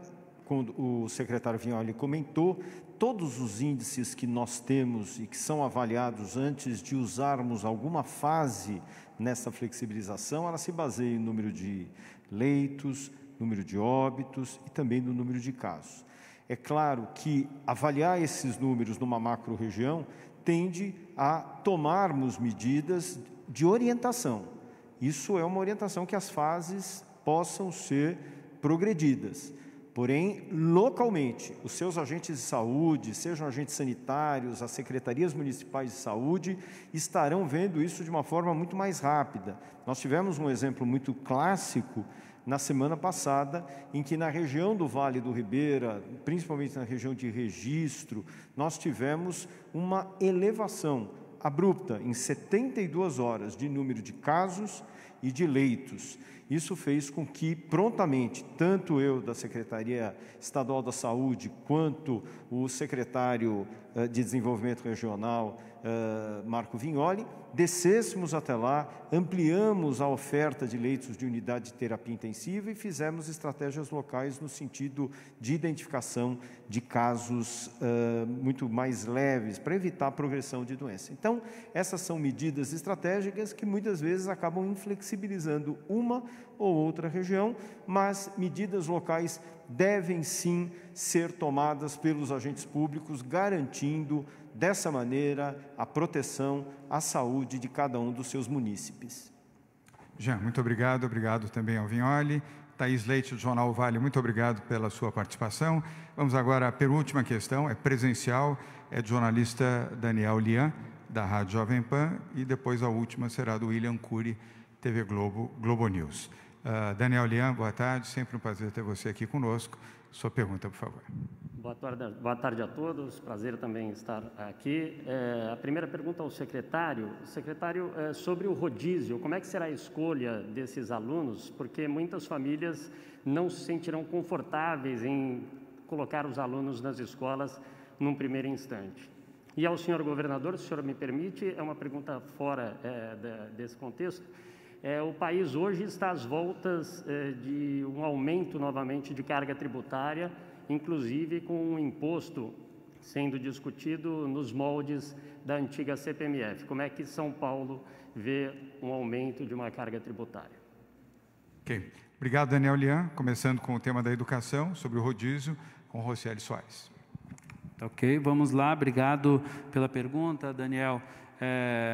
O plano, primeiro, já prevê desde o início que a volta na primeira etapa é opcional, sempre para a família poder, mesmo lá, então, portanto, em 8 de outubro, a família que eventualmente não se sentir desejosa que seu filho participe das aulas presenciais, poderá continuar, sim, na mediação tecnológica ou no formato, desde que sempre se comprometa com a continuidade dos estudos dos seus filhos, logicamente. Então, já era e continuará sendo na primeira etapa e, logicamente, nesta de reforço em setembro, é extremamente opcional, tanto para a própria escola, é uma construção coletiva local que se dará para diminuir as desigualdades e atender especialmente os alunos que mais precisam, seja do ponto de desigualdade econômica, social que nós temos, seja do ponto da desigualdade de aprendizado pelo sistema, pela modelagem que nós estamos atuando hoje. Daniel Lian, a primeira resposta em relação ao tema de aumento da carga tributária, nós somos contra, e eu, pessoalmente, absolutamente contra. Não vejo razão para aumento de carga tributária, apesar de toda a circunstância da pandemia e do enfraquecimento da economia brasileira e, obviamente, na redução de arrecadação de impostos dos municípios, dos estados e, evidentemente, do governo federal. Mas isso não justifica aumento de carga tributária. O que é importante fazer, isto sim, é a modernização administrativa, reduzir despesas, fechar empresas, autarquias, estimular o programa de desestatização para diminuir o custo direto na administração de empresas, autarquias e também ampliar as outorgas através de concessões de ferrovias, rodovias, portos, aeroportos e outros programas de desestatização. Isto sim é um programa liberal, isto é um programa pró-mercado e isto não onera o setor produtivo. Portanto, repito, São Paulo e o seu governador são contra qualquer aumento de carga tributária com qualquer tipo de nomenclatura. Feita essa resposta, obrigado, Daniel Lian. Vamos agora à última questão, que é o jornalista William Cury. Will, obrigado pela paciência. Hoje a entrevista foi um pouquinho mais longa. William Cury fala em nome da TV Globo e também da Globo News. Lembrando que aqui estava também a Sabina Simonato, que já fez 2 intervenções aqui ao vivo. Will. Boa tarde. Sabemos que a paralisação das aulas presenciais por causa da pandemia trouxe muitos prejuízos, sobretudo para a rede pública, para os alunos que não tinham algumas condições de ter um computador em casa, de ter uma conexão de internet em casa também para ter essas aulas. Mas algumas escolas particulares, não muitas, conseguiram se adaptar muito bem ao sistema de ensino online.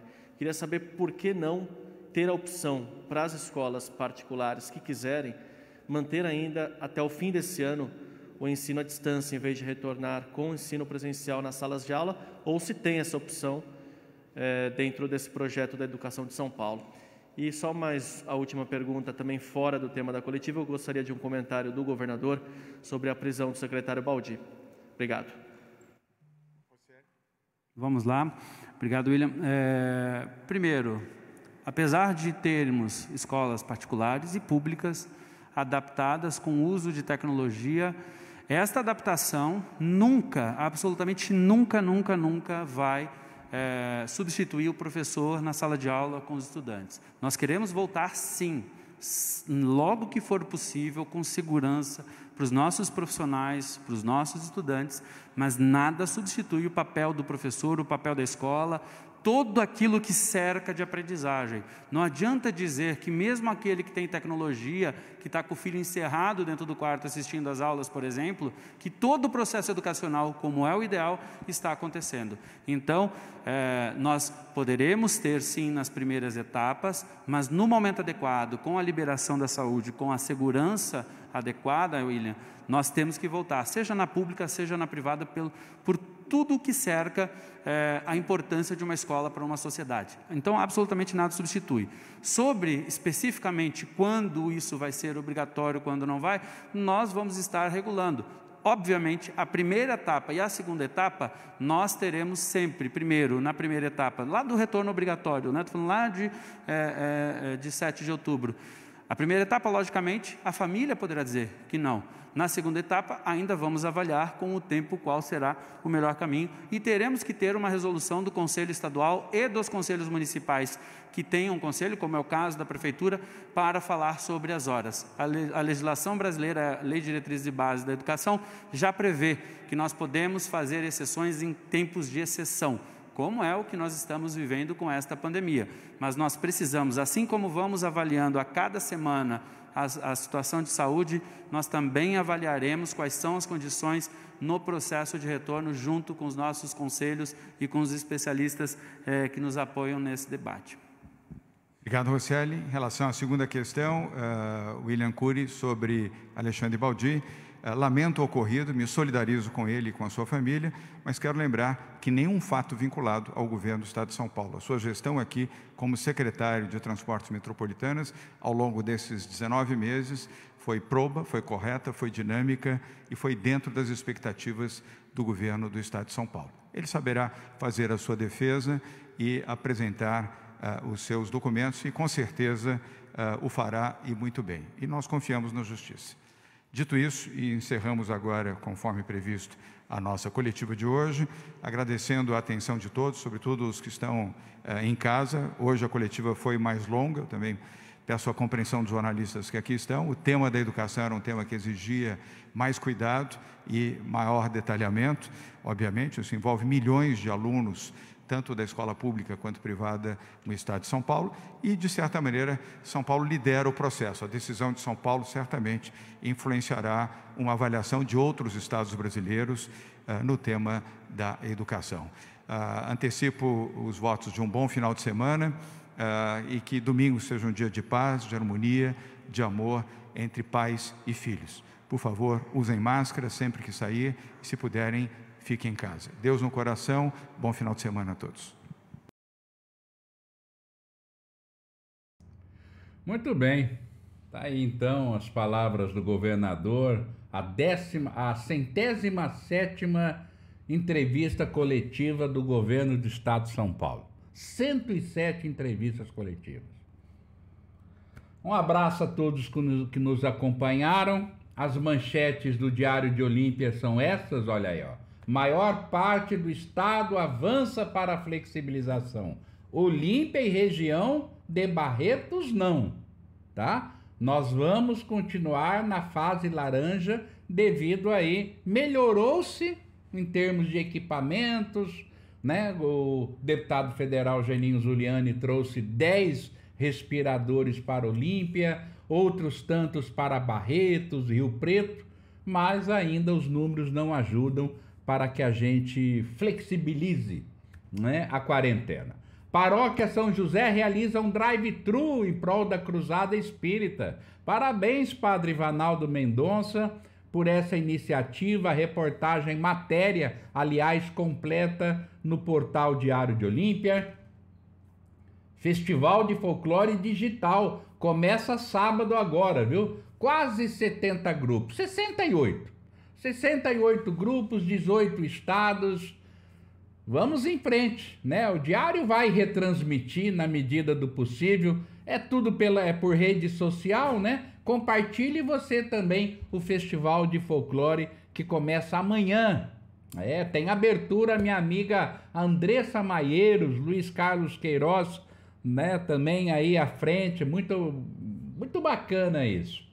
E hoje a presença do ministro Rogério Marinho, né? Secretário nacional aí do abastecimento, vai estar a convite do deputado federal Geninho Zuliani para inaugurar o Sistema Leste de Abastecimento de Água, que é a ETA 2. O Diário vai estar ao vivo logo mais, viu? Outra manchete, aí já são manchetes de ontem, né? Olímpia registrou 21 casos do novo coronavírus ontem, então vamos ver se hoje esse número melhora. Nós temos que melhorar, porque para avançarmos, abrirmos parques, olha, nós temos que melhorar e muito, viu? Felizmente nós não retrocedemos, né?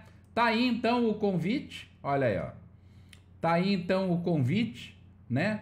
A maior obra de ampliação de abastecimento de água da história de Olímpia. Então, o prefeito Fernando Cunha convidando para você assistir. Tudo com tendas, tudo sem aglomeração, os jornalistas também todos bem aí mascarados, né? Todos bem preparados. Tá aí, ó, o sistema que vai ser inaugurado hoje. Tá aí então o Festival de Folclore que começa neste sábado, né? Festival de Folclore que começa nesse sábado. Então, as manchetes do Diário de Olímpia, sempre bem atualizados para você.